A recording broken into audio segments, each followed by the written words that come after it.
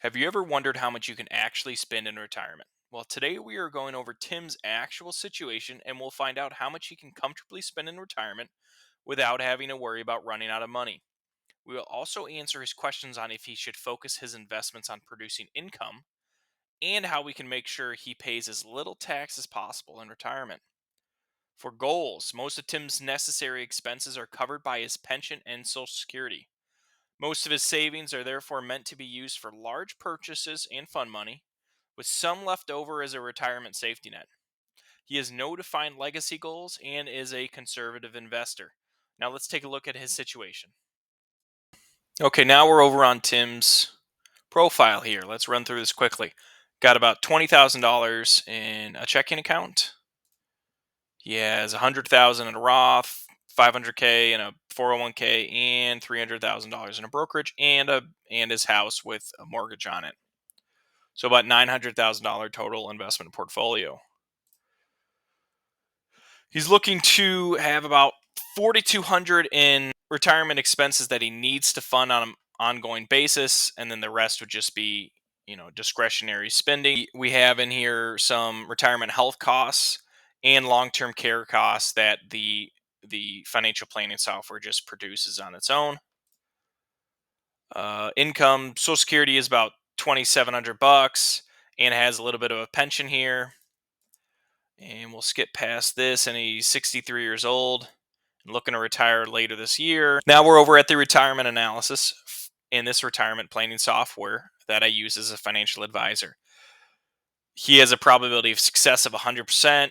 Makes a lot of sense since, well, he has pension and Social Security income that's covering pretty much all of his basic living expenses. The only thing that's not covered is, long-term care, and then, the pension's not keeping up with inflation, so maybe there's some issues there later down the road. But he has $900,000, and in theory, it would a little less than double by the end of his plan. Right? We do have some long-term care costs to consider and effects on the market, and so we're going to be looking at this number down here and how much this can move around. Now let's take a look at his investments. He obviously has a very conservative allocation. He's actually 52% stocks to bonds. He had a question about, should I be focusing more on income? And I would say yes. I do a lot of income investing, building portfolios that produce income, and there's a lot of advantages to that. I'm not going to talk about that in this video. It would take too long.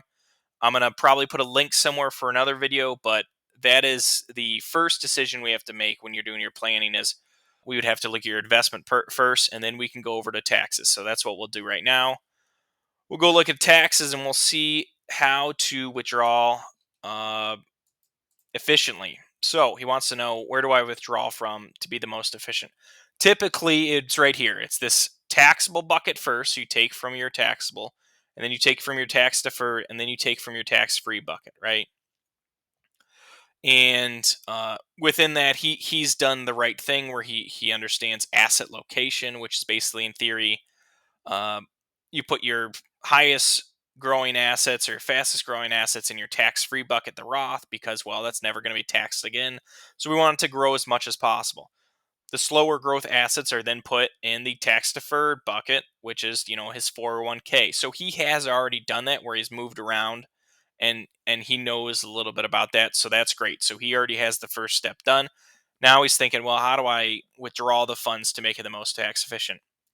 In general, it's you take from the taxable bucket, then the 401k, then the Roth.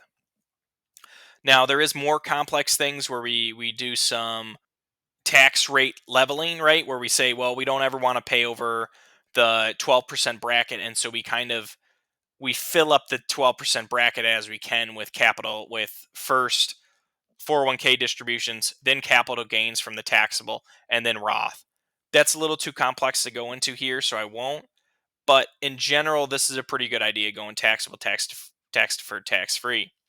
Now, real quick, let's look at what we can do on the Roth conversion side. Now, he doesn't have that big of a jump in taxes here, right? If he had a huge spike in tax rate, we would be more concerned. He does have a little bit of something here, so let's see if we can get this ending portfolio value to actually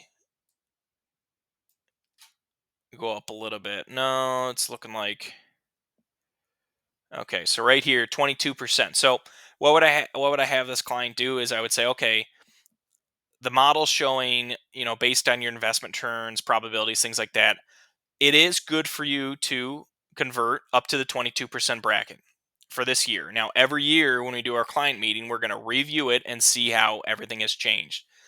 But for right now, it's saying doing some conversions is good, especially right now because rates are going to go up in 2 years. Tax rates are going to go up. And then we can go over here and we can look at that and we can look at, okay, he wants you to convert, up to the 22% bracket, which for him is about estimated 55,000, whatever, this amount of money. Now, he doesn't have his trips and things like that in here, so this might change. It might be like 30 grand and he takes 24 vacations or something like that. Also in here we can take a look at federal taxes paid, right? He's going to pay only 400,000 in taxes compared to 560,000. That's amazing. And now let's go over and answer the one main question about how much can he spend. So I'm going to go ahead and turn on his distribution proposal. Okay, which does help with his ending asset value. That was with the Roth conversions, taking from taxable, then tax deferred, then tax free. And let's play around with this number here real simply. Okay, 79% is about there, so let's go 6.6. And this is where I like to start people off in their 60s. Now, when you get in closer to 70, we got Social Security running. You have your goals more figured out, your lifestyle figured out. You can probably turn up the spending a little more, right? We can dial it in. But early in your retirement, you want to stay probably in the 80s. You can do 70%, right? We could say, hey, we can do that, but you might have some more changes coming down the road. So about $6,600, and he started at 4,200.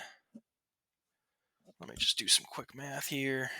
About $2,400 more a month, and multiply by that 12, so about $28,800, almost $30,000 he could be spending a year out of his portfolio on large expenses, new car, house renovations, vacations, things like that. Hopefully that example helped you. If you need help on your retirement planning journey, consider signing up for my 8-day free retirement planning email course linked below. On day 2 of the email course, you will receive access to this planning software